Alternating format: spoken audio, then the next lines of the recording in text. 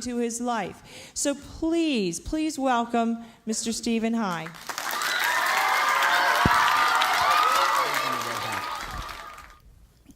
And I love to draw. I've been drawing ever since I was a little kid. I'm going to put my glasses on. And there's my books. I'll move around so you guys can see.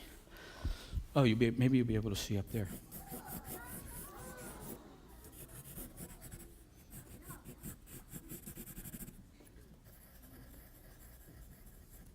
I love birds. I've drawn so many birds in my life.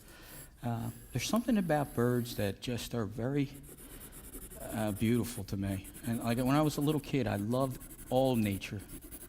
And I would spend hours and hours in the woods. I lived near the Churchville Reservoir in Holland, PA. And I would spend all my time in the stream. And my mother was always wondering where was I. And I was always in the stream catching minnows or catching crayfish and things like that. And just always loved being in with nature.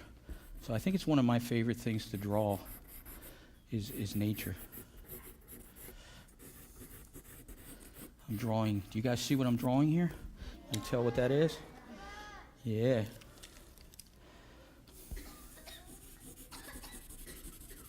I've got another idea for a book too that I'm working on that involves birds, and that's my next book. And I'll tell you a little bit about what it's about. It's about a little sparrow who thinks he's an eagle, but he's not. But he thinks he is, and that's what I'll tell you about it. And how that happened was, one day I went to pick up my wife at work, and this little sparrow landed on the fence in front of where I parked my car. And when he landed on the fence, he was like this, like very proud little sparrow. And he had his head turned to the side like he was the great American bald eagle. And I thought to myself, now that bird thinks he's an eagle. So the story is about this little bird who thinks he's an eagle.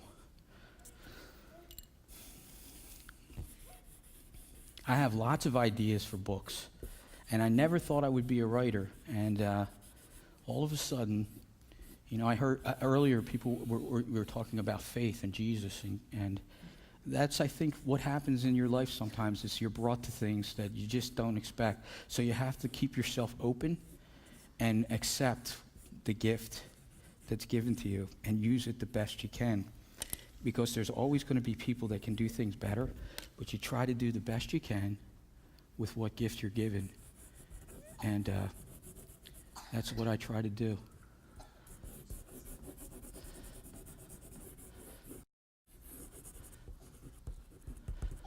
You guys can tell what I'm drawing here, right? Yeah. Oh, it's up on the screen. I've never had anything so fancy up on a screen. That's pretty amazing. I have to say, guys, you have the finest facility I've ever been in, and that's a wonderful school, and I'm really thankful to be able to come here and share with you what I do. Thank you. That's what I like to hear. It's perfect. Nice. So you guys like the bird? Yeah? I'll do another sketch for you. I started this last night. This is from The Snowman and the Moon. And all the artists that do anything I know a lot of artists in Hollywood that do movies and things for, I know the guy who did like Roger Rabbit, and I know the director of The Simpsons who does The Simpsons and things like that. They all work in sketch form, and a lot of them work the way I do, with pastels and on gray paper and things like that. And I'm going to do a scene from my Snowman and the Moon. I like to work in pastels because they're quick and they go down really fast. You can put down a lot of color right away. You guys all like to draw? Yeah.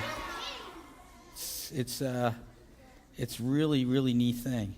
And I'll show you something too that's interesting. I have two children, and my daughter, who's 15 now, her name is Anna, and up until about a year ago, she's always making things and always drawing, but she wasn't like anything that you would say, well, that she's going to be an artist.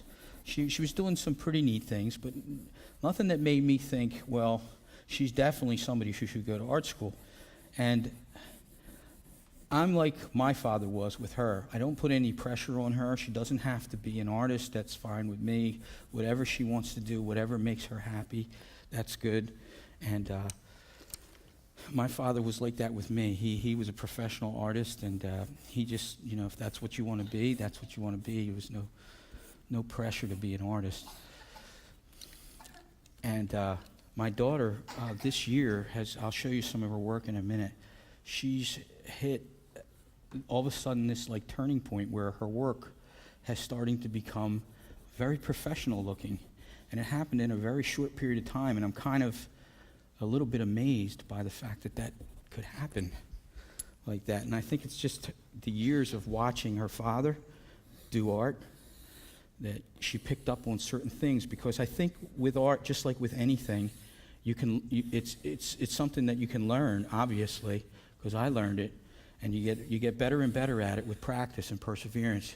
You keep trying. And every job I do, and every time I do a drawing, sometimes I'm a little bit worried it's not going to come out. You can always go and do it again, and just keep working at it until you get good at it. And if you go in every bookstore in the world and look at books, every piece of art and every writer and illustrator who does books are all completely different. And that's what's so wonderful about being a creative artist, is that we all get to share in this amazing thing. Just like there's no two snowflakes the same, they say. No two artists or writers are the same, and that's what's so beautiful about art. I'm drawing the trees. And let's see, what else can we do? We're going to do some reflections on the water. And it's missing some things. Let's see, what do I need? Need some snow on the trees.